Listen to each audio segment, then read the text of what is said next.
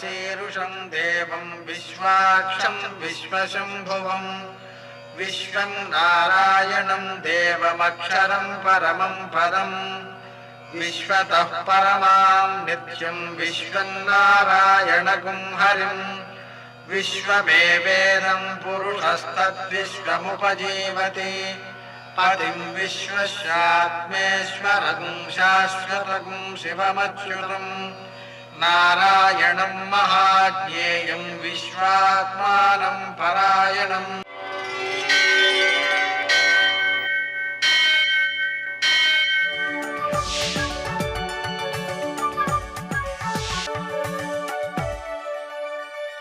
सूर्यशौर्यमथेन्दुरिन्द्रपदवी सन्मङ्गलं मङ्गलम्।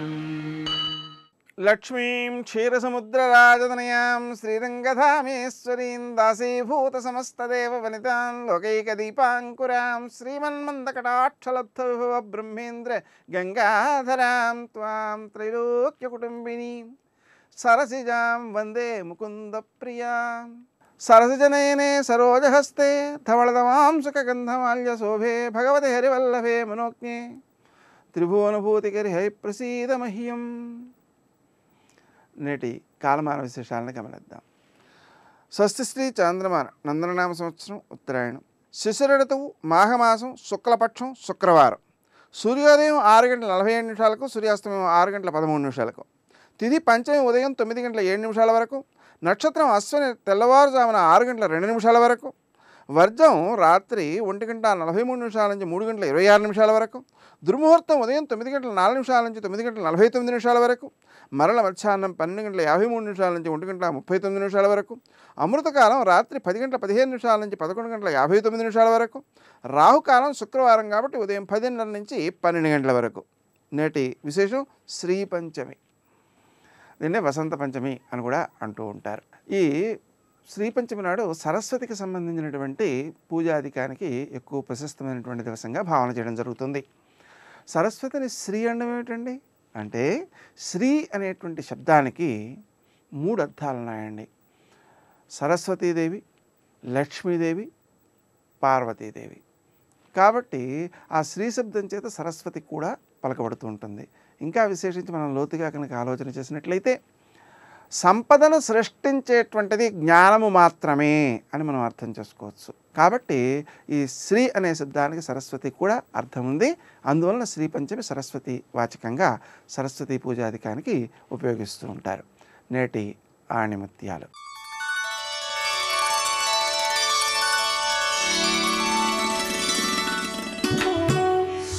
అందరికంటే తెలివిగలవాడినని భావించే మనిషి అందరికంటే ఎక్కువ మోసపోతాడు.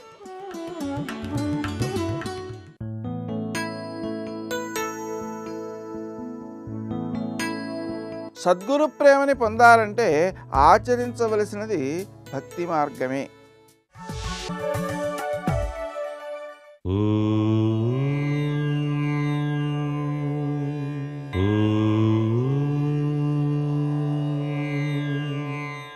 శ్రీ మహాగణాధిపతయే నమః.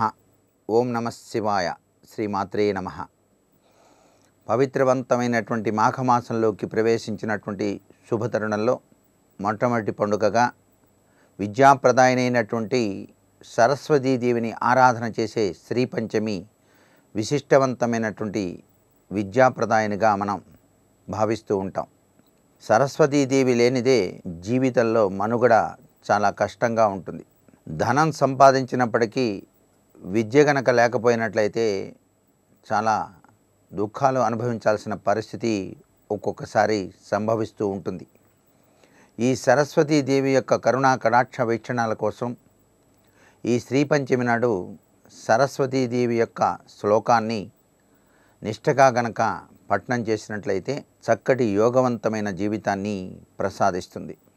చదువది ఎంత కలిగిన రసజ్ఞత ఇంచుక చాలకున్న ఆ చదువు నిరర్ధకంబు అన్నారు.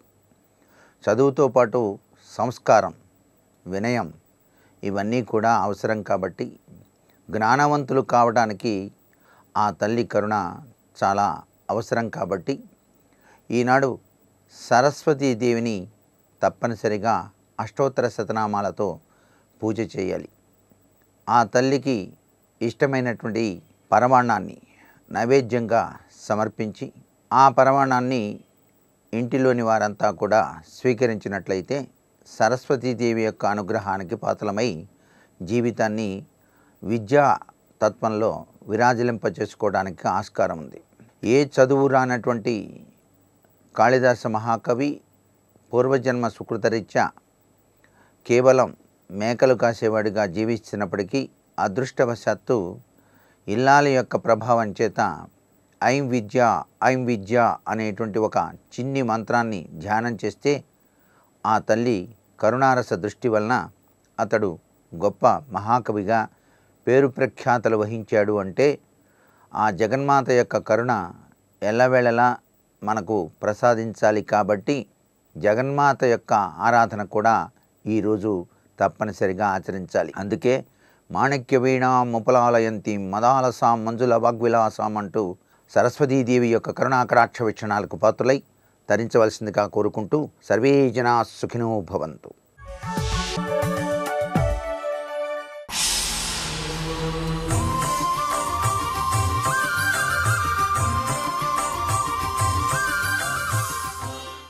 శతక సాహితీ సరస్వతికి నమస్కారం. వేదాంతంబునకున్ నిజానుభవముర్వించాల దూరంబు ఈ భేదాద్వైతమదేడ ఇట్టుల భవాగ్నిం కుందు నేనేడ ఈ భేద జ్ఞానము దేహమున్న వరకు పీడించెడు నన్ను ఇంకేదారిన్ సుఖపెట్టజాలెదవు తండ్రి సూర్యనారాయణ. ఓ సూర్యనారాయణ స్వామి, వేదాంతంబునకున్ నిజానుభవము ఉర్విన్ చాలా దూరంబు. వేదాంతంలో చెప్పేటువంటి విషయాలకి ఈ ప్రపంచంలో ఈ కన్నులతో చూసి ప్రత్యక్షముగా తెలుసుకుంటున్నటువంటి విషయాలకి ఎక్కడా కూడా పొంతన లేదు. ఈ జగత్తంతా కూడా మిథ్య అని చెబుతున్నది వేదాంత శాస్త్రం. కానీ ఈ జగత్తులో ఏది చూసినా కూడా ఆ సన్నివేశం బాగా తీవ్రంగా ఆకర్షించి దానిలోకి లీనం చేసుకుని అదే గొప్ప అనిపించేలాగా ఉన్నది. ఏ విషయం చూసినా సరే వేదాంత శాస్త్రం ప్రతిపాదించేటువంటి విషయాలు వేరు, ఆ వేదాంత సిద్ధాంతాలు వేరు. కానీ ఈ జీవితంలో ఈ జీవుడు ప్రత్యక్షంగా చూసి తెలుసుకుంటున్నది వేరు. దానికి దీనికి ఎక్కడా పొత్తు కలవటం లేదు. అందరిలోనూ ఉన్నది ఒకటే, అంతా ఒకటే అని చెబుతున్నది వేదాంతం. ఆ అందరిలోనూ ఉన్నది ఒకటే అనేది భావన చేసి ఆ భావం మీద స్థిరంగా ఉండాలంటే ఈ మనిషికి సాధ్యం కావటం లేదు. ఒక్కొక్కడు ఒక్కొక్క రకంగా ప్రవర్తిస్తున్నాడు. ఆ ప్రవర్తనని బట్టి వీడికి రకరకాల అభిప్రాయాలు ఏర్పడుతున్నాయి. అటువంటప్పుడు అంతా ఒకటి అనేటువంటి భావనని దృఢంగా ఎప్పటికీ తాను అర్థం చేసుకోగలుగుతాడు, ఆ భావాన్ని నిలుపుకోగలుగుతాడు. కనుక వేదాంతంబునకు నిజానుభవము ఉర్విన్ చాలా దూరంబు. ఈ రెండిటికి కూడా చాలా దూరంగా ఉన్నది. అనుభవంలోకి వచ్చేటప్పటికీ ఈ భేదాద్వైతమదేడ, ఏ రకమైనటువంటి భేదము లేకుండా అందరిలోనూ ఒకే చైతన్యాన్ని దర్శించేటువంటి స్థితి అద్వైత స్థితి. ఆ అద్వైత స్థితిని చేరుకోవటానికి సాధ్యం కావటం లేదు, భేదం కలుగుతూనే ఉన్నది. ఈ అద్వైతం ఎక్కడ, దాని స్థాయి ఇట్టుల భవాగ్నింకుందు నేనేడా. ఈ భవసాగరంలో మునిగి బాధపడుతున్నటువంటి నేనెక్కడ, ఆ అద్వైత సిద్ధాంతం ఎక్కడ? ఎంత మహాద్భుతమైనది అద్వైత సిద్ధాంతం. సకల జనులలో ఉన్నటువంటి ఆత్మ చైతన్యం ఒక్కటే అని చాటి చెబుతున్నది వేదాంతం. కానీ నేను మాత్రం ఈ భవసాగరంలో మునిగిపోతూ బాధలు పడుతూ ఆర్తితో విలపిస్తున్నాను. నాకు ఆ అద్వైతం అనుభవంలోకి రావటం లేదు. ఈ భేద జ్ఞానము దేహమున్న వరకు పీడించెడు. ఈ దేహంలో ఈ ప్రాణం ఉండగానే బుద్ధి జ్ఞానము కలిగి సమస్తమునందు ఉన్నది ఒకటే అనేది దృఢపరుచుకోవాలి. కానీ ఈ భవసాగరంలో విలపిస్తున్నటువంటి నాకు ఆ అనుభవం నాకు కలగటం లేదు, ఆ జ్ఞానం దృఢపడటం లేదు. ఈ భేద జ్ఞానము దేహమున్న వరకున్ పీడించెడున్. ఇది ఈ శరీరం నుండి ఈ జీవుడు బయటికి వెళ్ళేంత వరకు ఇదే బాధ నాకు కలిగేటట్టయితే ఇంకా అద్వైతం వల్ల నాకేమిటయ్యా ప్రయోజనం? ఈ భేద జ్ఞానము దేహమున్న వరకున్ పీడించెడున్. నన్ను ఈ భేదభావం అనేటువంటిది ఈ శరీరం ఉన్నంత వరకు కూడా పీడించేలాగా ఉన్నది. ఇంకేదారిన్ సుఖపెట్టజాలెదవు. ఈ అద్వైతం గురించి నాకు తెలియజేసి దాన్ని అనుభవంలోకి తెచ్చుకోమంటే నా వల్ల కావటం లేదయ్యా. ఇంకే మార్గంలో నాకు ఆనందాన్ని కలిగించి ప్రశాంతిని కలిగించగలవు నా జీవితంలో తండ్రి సూర్యనారాయణ అంటూ సూర్యనారాయణ మూర్తికి తాను చదువుకున్న పెద్దల నుండి విని తెలుసుకున్నటువంటి వేదాంత జ్ఞానం అనుభవంలోకి రావటం లేదు కనుక, ఓ ఆత్మస్వరూప, నాకు ఆత్మజ్ఞానాన్ని కలిగించి ఆ అద్వైత భావాన్ని దృఢపడేలాగా, ఆ అద్వైత భావంతో ఆనందాన్ని ప్రశాంతిని పొందేలాగా అనుగ్రహించవయ్యా. ఇంకొక దారిలో సుఖం లేదు, ఈ అద్వైత మార్గంలో మాత్రమే జీవుడు తరించగలడు. కానీ నాకేమో ఆ అనుభవం కలగటం లేదు కనుక ఆత్మజ్ఞానాన్ని నాకు దృఢపరిచి సమస్తమునందు కూడా ఉన్నటువంటి నిన్ను దర్శించేలాగా ఈ ఆత్మజ్ఞానం కలిగించి నాకు ఆ సుఖానుభవాన్ని కలిగించమంటూ వేదాంత భావములతో భక్తిభావములతో సూర్యనారాయణుని వేడుకుంటూ చక్కని తెలుగు పలుకుబడులతో గొప్ప శతకాన్ని వ్రాసి మనకు అందించిన శ్రీ అజ్జాడ ఆదిభట్ల నారాయణదాసు గారి సూర్యనారాయణ శతకంలోని మరి ఒక పద్యాన్ని గురించి రేపు ఉదయం తెలుసుకుందాం. జై సూర్యనారాయణ.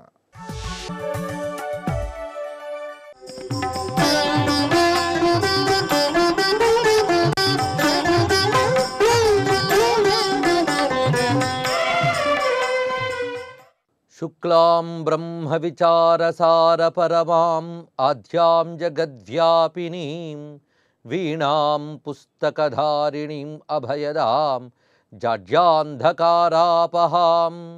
హస్తే స్ఫాటికమాలికాం విదధతీం పద్మాసనే సంస్థితాం వందే త్వాం పరమేశ్వరీం భగవతీం బుద్ధిప్రదాం శారదాం వందే త్వాం పరమేశ్వరీం భగవతీం బుద్ధిప్రదాం శారదాం బుద్ధిప్రదాం శారదాం.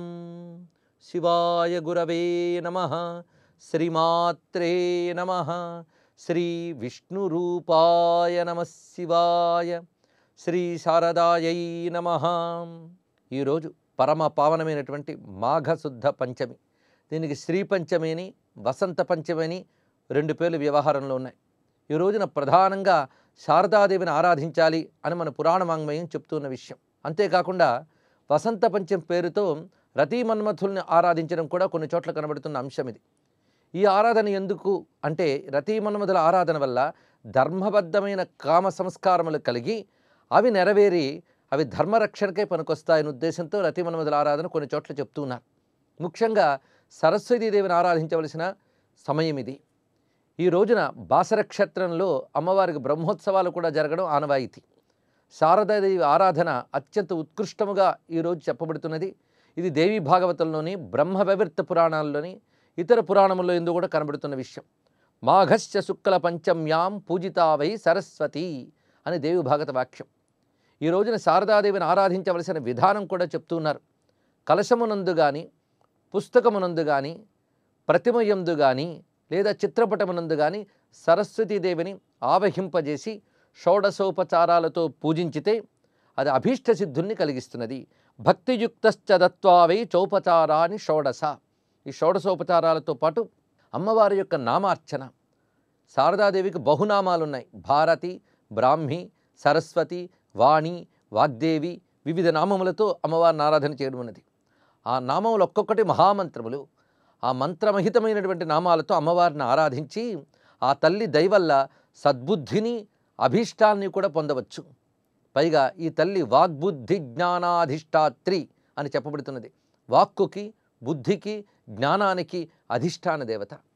ఈ తల్లి దయ ఉన్నప్పుడు చదువులు లభించడమే కాకుండా చక్కని సంస్కారములు, చిత్తశుద్ధి, ముక్తి పొందడానికి కావలసినటువంటి బ్రహ్మజ్ఞానం కూడా లభిస్తున్నది. అందుకే శుక్లాం బ్రహ్మ విచారసార పరమాం అని కీర్తించారు.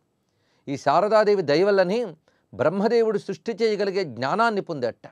అలాగే త్రిమూర్తులకు కూడాను ఆ తల్లి అనుగ్రహం వల్లనే వారి వారి కృత్యములు చేయగలిగేటువంటి జ్ఞానము లభించింది. అందుకు పరాశక్తి శారదాదేవిగా సర్వ జగతికి జ్ఞానం ఇస్తున్నది. జగత్ అంటే కేవలం మానవులు మాత్రమే కాకుండా మానవో మనవో దేవా మునీంద్రాశ్చ ముముక్షవ వసవో యోగిన సిద్ధ నాగా గంధర్వ రాక్షసాహ అని దేవీ భాగవతం చెప్తున్న విషయం. దేవతలు, త్రిమూర్తులతో పాటు సర్వదేవతలు, మహర్షులు, నాగులు, గంధర్వులు, యక్షులు సర్వులకు కూడా బుద్ధిప్రదాయమైనటువంటిది శారదాదేవి. అంటే విశ్వమంతా వ్యాపించిన జ్ఞానశక్తి యొక్క సాకారమే శారదాంబ. ఈ శారదాంబ మంత్ర విశేషములు, రూప విశేషములు చాలా చాలా ఉన్నాయి. సంగీత సాహిత్యాది విద్యలే కాకుండా జీవనోపాయానికి పనికొచ్చే సర్వ విద్యలు అమ్మవారి నుంచే లభిస్తున్నాయి. పరాపర విద్యా స్వరూపిణిగా వేదమాత శారదాంబ కీర్తింపబడుతున్నది. అందుకే గాయత్రి, సావిత్రి, సరస్వతి, ప్రాణశక్తి ఇవన్నీ కూడా ఒకే పరాశక్తి యొక్క బహువిధ రూపములు. అందుకు శారదాదేవి ఆరాధన అంటే గాయత్రీదేవిని, సావిత్రీదేవిని, వేదమాతని, ప్రాణశక్తిని ఆరాధించినట్లే. ప్రాణశక్తి సరస్వతి అని వేదమాత చెప్తున్నది. ఈ రోజున పిల్లలు మొదలుకొని పెద్దల వరకు అందరూ శారదాదేవిని ఆరాధించి తీరాలి అని కూడా శాస్త్రవిధి. ఎందుకంటే దేవలోకాల్లో కూడా ఈ రోజున శారదాంబను ఆరాధిస్తారట. అందుకే ఇప్పటికీ ఉత్కళ రాష్ట్రంలోనూ, ఉత్తరాదిలోనూ, ఇంకా కాశీ లాంటి క్షేత్రాల్లో, బెంగాల్ లాంటి ప్రాంతాల్లో కూడా ఈ రోజున ప్రత్యేకించి పిల్లలు మొదలు పెద్దల వరకు విశేషంగా సరస్వతీదేవి పూజ చేస్తూ ఉంటారు. అలాగా అందరూ కూడా ఈ రోజున అమ్మవారిని ఆరాధించి ధన్యులు కావచ్చు అని కృష్ణ పరమాత్మ చెప్పినట్లుగా మనకి బ్రహ్మవివర్త పురాణం చెప్తున్న విషయం. పరమపురుషుని యొక్క వాక్శక్తి, జ్ఞానశక్తే శారదాంబగా చెప్పబడుతున్నది. సర్వశుక్ల సరస్వతి అని చెప్పినట్లుగా తెల్లని తల్లి ఈవిడ. అంటే శుద్ధ సత్వగుణానికి సంకేతంగా ధవళకాంతులతో భాసిస్తూ ఉంటుంది. పైగా దయామయి. శుద్ధ సత్వగుణం అంటేనే రజోగుణ, తమోగుణ వికారాలు లేకుండా కేవలము జ్ఞానము, ఆనందము అనేటువంటి రెండు దివ్యభావాల్ని ప్రకటించుతున్నటువంటి తల్లి. పైగా హంసవాహనారూఢయై ఉంటున్నది. పద్మంపై కూర్చుంటుంది. పద్మం వికసించినటువంటి జ్ఞానానికి సంకేతమైతే హంస శ్వాసశక్తికి, వివేకానికి ప్రతీక. అందుకే వివేక విచక్షణాలు హంస రూపంలో ఉంటే వికసించిన జ్ఞానం పద్మ రూపంలో ఉన్నది. ఈ రెండు అమ్మవారు ఆలంబనగా తీసుకొని విద్యాస్వరూపిణిగా భాషిస్తున్నారు. అందుకే ఈ తల్లికి తెల్లని వస్తువులతో ఆరాధన చేయాలి అని చెప్తున్నారు. తెల్లని పువ్వులతో ఆరాధించడం, అదేవిధంగా గోక్షీరముతో గుడము కలిపినటువంటి పాయసం చేసి నివేదించడం, చెరకులు, నేతి వంటలు, నారికేళము, కదలీ ఫలాలు నివేదించాలి. శుక్ల వస్త్రము, శుక్ల చందనము అంటే తెల్లని చందనం సమర్పించాలి. ఇంకొక విధానం ఏం చెప్పారంటే తెల్లని పువ్వులను తెల్లని చందనంలో ముంచి అమ్మవారికి ఆరాధన చేయడం చాలా శ్రేష్టమని కూడా చెప్పారు. ఇలాంటి ఆరాధన ప్రతిమయందు కానీ పుస్తకములందు కానీ ఆవాహన చేసి చేయాలి. శబ్దబ్రహ్మస్వరూపునిగా భావన చేయమని చెప్పారు ఇక్కడ. అంటే అకారాది క్షకారాంతం ఉన్నటువంటి వర్ణములన్నీ అమ్మవారి రూపములే. ప్రధానంగా ఈ తల్లి ఓంకార స్వరూపిణి. ఓంకారము నుంచే సప్తస్వరములు, పంచాశద్వర్ణములు వెలుక వచ్చాయి. అందుకే సప్తస్వరములుగా పంచాశద్వర్ణ రూపిణిగా అమ్మవారిని ఆరాధించాలి. ఈవిడ వీణా పుస్తక ధారిణి అని చెప్పబడుతున్నది. వీణ అనేటువంటిది నాద విద్యకు సంకేతంగా ఉంటే ఈ పుస్తకము శాస్త్ర విద్యలకు సంకేతంగా ఉన్నది. అందుకే అటు శాస్త్రము, సంగీతము ఇవన్నీ కూడా అమ్మవారి యొక్క స్వరూపములే. ఇలా భావనతో అమ్మవారిని ఆరాధించినటువంటి వారు బ్రహ్మదేవుడు మొదలుకుని ఎందరెందరూ చెప్పబడుతున్నారు. బ్రహ్మదేవుడు శారదాదేవి అనుగ్రహాన్ని పొంది సృష్టి చేశాడని, ఆ తర్వాత సనక సనందనాథులు ఒకసారి బ్రహ్మదేవుని వద్దకు వచ్చి బ్రహ్మ విద్య బోధించమని అడిగారట. అప్పుడు బ్రహ్మదేవుడు ఒక్కసారి చెప్పడానికి సిద్ధపడుతూ ఉంటే చిత్రం నోటి నుండి మాట రాలేదు. బుద్ధికి ఏం చెప్పాలో తోచలేదు. ఇన్ని శాస్త్రములు తెలిసి నాకు ఎందుకు తోచలేదా అనుకున్నట్ట. అప్పుడు నారాయణ అక్కడికి వచ్చి మందహాసం చేసి ఎన్ని శాస్త్రములు తెలిసినా అవి తోచాలన్నా, తిరిగి వ్యక్తపరచాలన్నా శారదాదేవి అనుగ్రహం ఉండాలి. అందుకే ఒక విద్య తెలియడము, సమయానికి స్ఫురించడము, దాన్ని వ్యక్తపరచడము ఇవన్నీ విద్యుకున్న రకరకాల శక్తులు. ఆ విద్యాధిదేవత అనుగ్రహం ఉంటే నీవు లభిస్తాయి గనక ఒక్కసారి ఆ తల్లిని ధ్యానించు అని నారాయణుడు చెప్పగా బ్రహ్మదేవుడి శారదాంబని ధ్యానించి అప్పుడు బోధించేట బ్రహ్మ విద్యని సనక సనందనాథులకి. ఈ విషయం కూడా మనకి దేవి భాగవతం చెప్తున్న అంశం. అదేవిధంగా వ్యాసదేవుడు వాల్మీకి మహర్షి దగ్గర శారదాదేవికి సంబంధించినటువంటి మంత్రాన్ని ఉపాసనగా పొంది అనుష్ఠించి గోదావరి తీరంలో తపస్సు చేశారు. అప్పుడు ఆ తపఫలితంగా శారదాదేవి ప్రత్యక్షమై ఆయనకు జ్ఞానాన్ని అనుగ్రహించింది. అప్పుడు తల్లి యొక్క అనుగ్రహం వల్ల ఆయన వేదములను వ్యాసము చేసి అష్టాదశ పురాణములను రచించి భాగవతాది మహేతిహాసాలను కూడా అందించారు. ఆ సమయంలో ఏమైనా వరం కోరుకో అని తల్లి అడిగితే, అమ్మ నన్ను ఎలా అనుగ్రహించావో అందరిని అనుగ్రహించడానికే ఈ తీరమునందు నువ్వు వెలసి అందరినీ కూడా కాపాడాలి అని ప్రార్థించారు. ఎప్పుడో అప్పుడు వ్యాసుడు తయారు చేసినటువంటి ఒక సైకత శిల్పము అనగా ఇసుకతో చేసినటువంటి మూర్తిలో అమ్మవారు తన కళల్ని ఆవహింపజేసి ఆ గోదావరి తీరంలో వెలసి నేటికి అనుగ్రహిస్తున్నారు. ఆ క్షేత్రమే వ్యాసపురి లేదా వాసరా అని చెప్పబడుతూ క్రమంగా బాసరా అని పేరు పొందినది. మన ఆంధ్రదేశంలో ఆదిలాబాద్ జిల్లాలో ఉన్నది అది. అయితే ఇక్కడ వాసరా అని చెప్పడంలో విశేషం ఏంటంటే, వాసర అంటే పగలు అని అర్థం. పగలు జ్ఞానానికి సంకేతము. శంకర భగవత్పాలు వారు పగలు అనే దానికి జ్ఞానము అనే అర్థాన్ని చెప్పారు విష్ణు సహస్రనామ భాష్యంలో. అందుకు జ్ఞానస్వరూపిణి క్షేత్రము, అక్కడ జ్ఞానాది దేవత వెలసి ఉన్నది.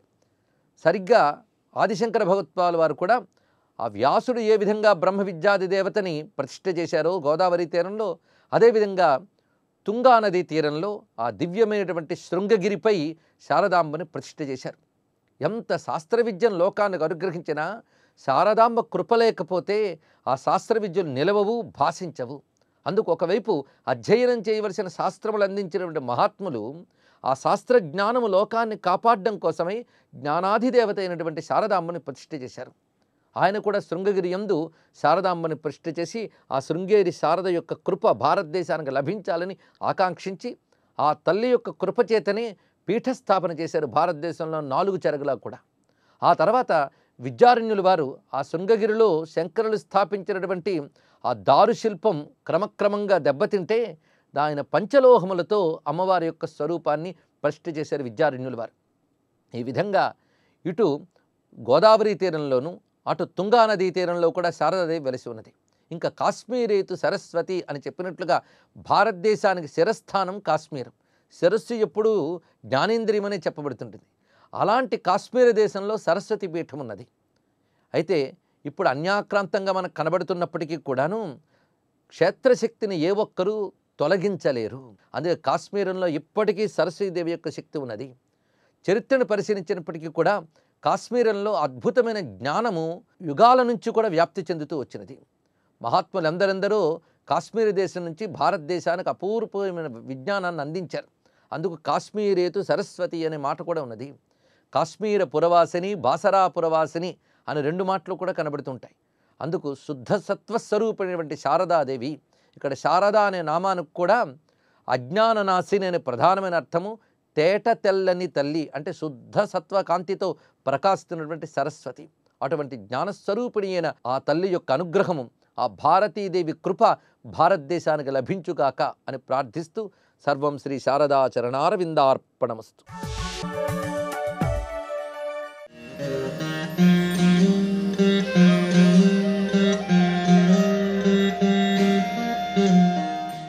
ఈరోజు శ్రీ పంచమి.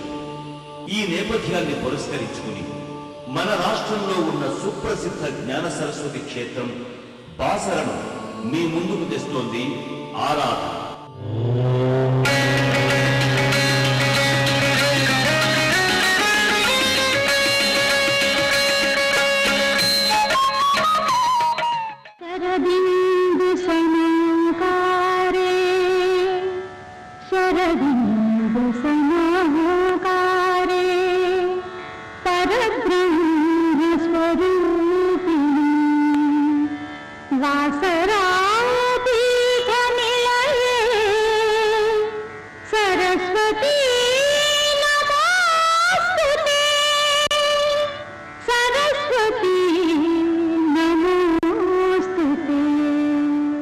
పరమ పావని, శాంత స్వరూపిణి, సకల విద్యల భాగ్యాన్ని కలిగించే కరుణామయి, జ్ఞాన సరస్వతి కొలువై ఉన్న సుందర ప్రశాంత క్షేత్రం బాసర.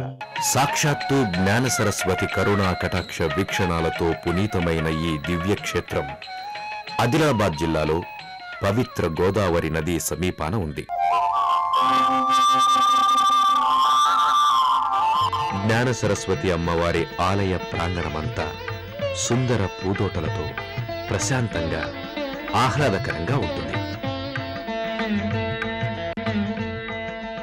ప్రధానాలయానికి ముందు భాగంలో గాలిగోపురం దర్శనమిస్తుంది.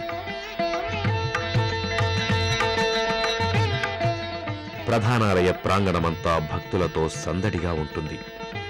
ఓం సరస్వతి మాతయే నమః అంటూ స్మరించుకుంటూ భక్తులు ఇక్కడ అమ్మవారి ఆలయం చుట్టూ భక్తి శ్రద్ధలతో ప్రదక్షిణలు చేస్తారు.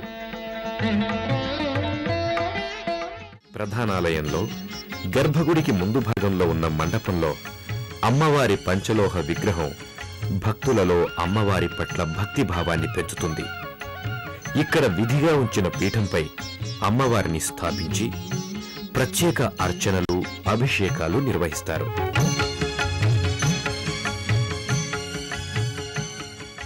ఈ మండపాన్ని దాటి గర్భగుడిలోకి ప్రవేశించిన భక్తులు జ్ఞాన సరస్వతి అమ్మవారి దివ్య మంగళ శిలారూపాన్ని దర్శించి అలౌకిక ఆనందాన్ని పొందుతారు.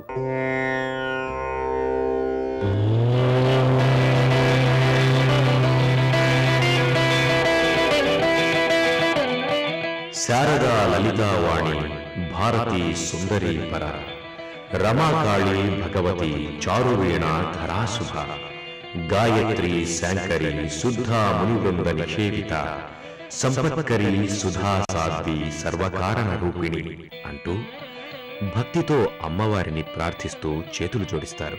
అమ్మవారి విగ్రహానికి పక్కన మహాలక్ష్మి అమ్మవారి మూర్తి రూపం కూడా భక్తులను భక్తి పారవస్యంలో ముంచెత్తుతుంది.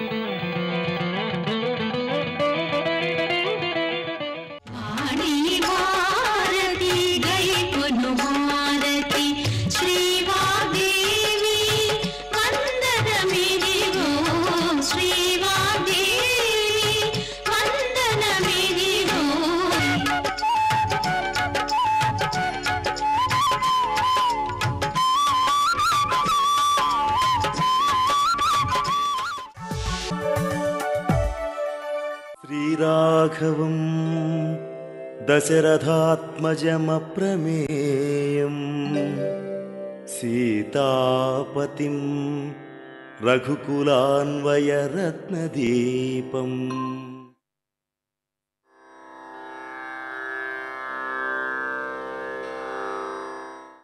బహవో దుర్లభాశ్చైవ ఏ త్వయా కీర్తితా గుణాః మునే వక్ష్యామ్యహం బుద్ధ్వా తైర్యుక్త శ్రూయతాం నరః.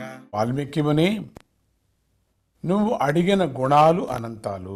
అవి సాధారణ మానవుల్లో దొరకవు. అటువంటి గుణాలతో కూడినటువంటి మహాపురుషుని గురించి నేను తెలుసుకొని నీకు చెబుతున్నాను విను అని ఈ శ్లోకం యొక్క తాత్పర్యం.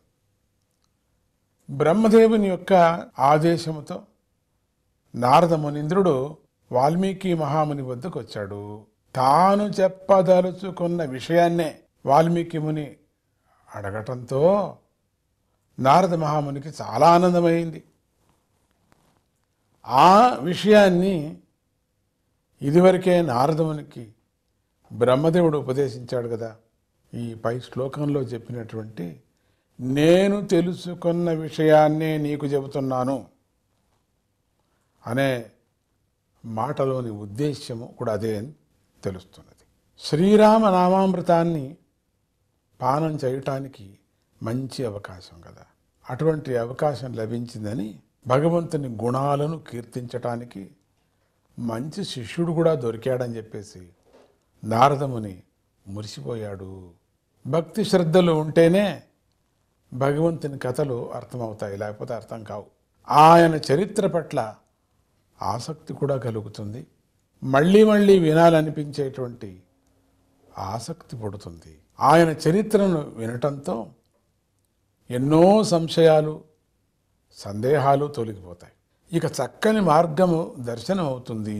అందరికీ ప్రయోజనం చేకూరుతుంది. ఎన్నో లాభాలు కలుగుతాయి. భగవంతుడు అనంత గుణాలు గలవాడు కదా. ఆయన చరిత్రలో ఒక విషయానికి మరొక విషయానికి సంబంధం ఉంటుంది అనేది బాగా తెలియాలి. కనుక ఇక్కడ విను అంటే ఏ ఇతర చింతలు లేకోకుండా ఏకాగ్రతతో విను అని అర్థం. ఈ బోధ లోకానికి కూడా అన్వయిస్తుంది. ఆ నారదముని స్పష్టంగా నువ్వు అడిగిన గుణాలు మహాపురుషుల్లో ఉన్నాయి అంటే ఆయన గురించి నేను తెలుసుకున్నాను, ఆయన గురించే నీకు చెబుతున్నాను అన్నాడు. ఆ మునులు ఇద్దరు కూడా గొప్పవారే కదా, వారికి అసలు విషయం తెలుసు కాబట్టి ఇట్లా ఉంది. అలాంటప్పుడు తెలిసిన విషయాన్నే వాల్మీకి మునీంద్రుడు అడగటం ఎందుకు, దానినే నారద మునీంద్రుడు చెప్పటం ఎందుకు? అడిగేవాడు చెప్పేవాడు ఇద్దరు కూడా వేదాంతం తెలిసినవారు కదా, ఎప్పుడూ భగవంతుణ్ణి స్మరిస్తూ ఉంటారు కదా. ఇందులో ఏదో రహస్యం ఉంది, దానిని గమనించాలి మనం. ఇప్పుడు ఏంటి అది? లోకోత్తరమైన విషయము, మోక్షమును అనుగ్రహించేది కాబట్టి ఆ మునులిద్దరూ ఆ విషయం పట్ల ఆసక్తి చూపారు, ఆనందించారు. వెనుక శ్లోకంలో వాల్మీకి ముని ఈ శ్లోకంలో నారద మహర్షి నర శబ్దాన్ని ప్రయోగించారు. ఇందులో ఒక విషయం కూడా ఉంది, దాగి ఉంది, బాగా జ్ఞాపకం పెట్టుకోండి. ఒక విశేషం కూడా, విషయము విశేషం కూడా దీంట్లో ఉంటుంది. నారదముని వాల్మీకితో నువ్వు ఏ ఉద్దేశంతో ప్రయోగించావో అది నాకు అర్థమైంది అని ఆయన తిరిగి అదే పదాన్ని ప్రయోగించాడు. నరోజే మనుజేర్జునే అనేది మేదిని నిఘంటువు. ఆ ప్రకారంగా పురుషులను ఉత్తమ గతికి తీసుకొని పోయేవాడు భగవంతుడు అని నర శబ్దానికి అర్థం. ఆ ఉద్దేశంతోనే ఆ మునులిద్దరూ కూడా నర శబ్దాన్ని ప్రయోగించారు. ఆపోవై నరసూనవ, జలాలు నరుని వలన సృష్టించబడ్డాయి, అవి నరుని బిడ్డలు. ఆపయేవ ససార్జాదౌ అని స్మృతివాక్యం. కాబట్టి జలాలను మొదటిగా సృష్టించిన నరుడే భగవంతుడు, ఆయనే నరుడు. ఈ విధంగా పరిశీలించటం, దీని కారణం ఇట్లా మనం చూడటంతో మనుష్యాకారం ధరించిన నరుడే భగవంతుడు అని అర్థమవుతుంది. మరి వాల్మీకి మహర్షి ఆ భగవంతుడు ఎవరు, ఏమిటి అని ప్రశ్నించుకోకుండా ఆయన గుణాల గురించి అడగటం ఎందుకని అనుమానం వస్తుంది కదా. ఇది మనకు అర్థం కావటానికి మంచి ఉదాహరణ మామిడి పండు. మామిడి పండు తీపా పులుపా అని విచారిస్తే తెలియదు కదా, దానిని తిని అనుభవిస్తేనే తెలుస్తుంది. కాబట్టి కేవలం తెలుసుకోవటం కాకుండా భగవంతుని యొక్క గుణ విచారం చేయటమే మంచిది, అదే శ్రేయస్సు. భాగవతంలో నారద మహర్షి వ్యాస మహామునితో నువ్వు ఎన్నో ధర్మాలు చెప్పావు, పురాణాలు రాశావు, కానీ నువ్వు భగవంతుణ్ణి కీర్తించలేదు, అనుభవించలేదు, అనుభవం రాలేదు నీకు. ఆయనను కీర్తించు, ఆయన గుణాలను వర్ణించు, మీ మనస్సుకు శాంతి బాగా కలుగుతుంది అన్నాడు. అందుచేత నారద మహర్షి భగవంతుని గుణాలను కీర్తించడానికి పూనుకుంటే వాల్మీకి ముని భక్తి శ్రద్ధలతో వినటానికి సిద్ధమయ్యాడు. ఎంత బాగుంది ఇది! ఇద్దరికీ ఆ అనుభవంతో కూడినటువంటి విచారాన్ని చెప్పుకువెళుతున్నారు. సీతారామాభ్యాం నమః.